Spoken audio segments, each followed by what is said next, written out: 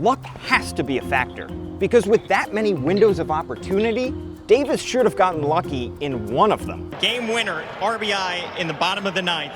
What did you see there in that final at-bat? There really are. It's the reason that the Orioles have the #1 farm system, according to MLB Pipeline. It's not just the top-end guys, which they have. They have Adley, they have Grayson, they have DL Hall, they have Gunnar Henderson and Colton Cowser, but they also have incredible depth. I mean, Bruce Zimmerman starting tonight, Nick Vespi, who we talked to before the game, not top 30 prospects, and they're guys who are coming up and performing very well. So to see the team in Baltimore performing as well as they have been as of late, and then to know that some of their heavy hitters are still on the way is incredibly exciting. You talk about Josh Bell's surprisingly good defense at first. How about his offense? Another multi-hit game yesterday, 27th of the season. That's tied for the most in the National League, and a guy that, as we get closer and closer to the All-Star game, could be one of the Nationals' representatives. You come from Kentucky.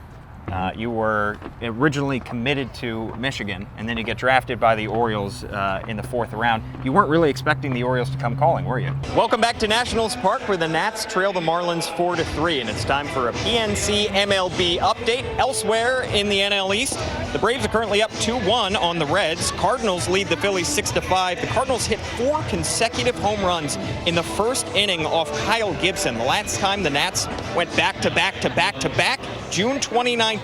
Well, we figured we were in for a long one when we saw the weather report this morning, but this game actually started on time. It was just a 3-hour and 36-minute rain delay that effectively ended the afternoon for both starters in this one. Aaron Nola for the Phillies and Anibal Sanchez for the Nationals. The Phillies took an early lead, 1-0 before the rain. Then the rain came, we waited a bit, but the Nats' bats dried off and heated up when we resumed play in the top of the 3rd. Ildemaro Vargas greeted Christopher Sanchez with a double, and then Luke Voit doubles him home with 1 out. Nats tie the score at 1-1. More hard contact and more runs for the Nats in the 4th. 4-pitch walk to Alex Call, then C.J. Abrams and Cesar Hernandez single. Nats take a 2-1 lead, and then Ildemaro Vargas once again pokes this one the other way for an RBI single. That makes it 3-1 Nationals. Then Joey Meneses has been an RBI machine in the middle of the Nationals lineup. He brings home one more with another single. That makes it 4-1 Nats as part of a 3-run inning for Washington. Phillies strike back, however, in the bottom half of the 5th.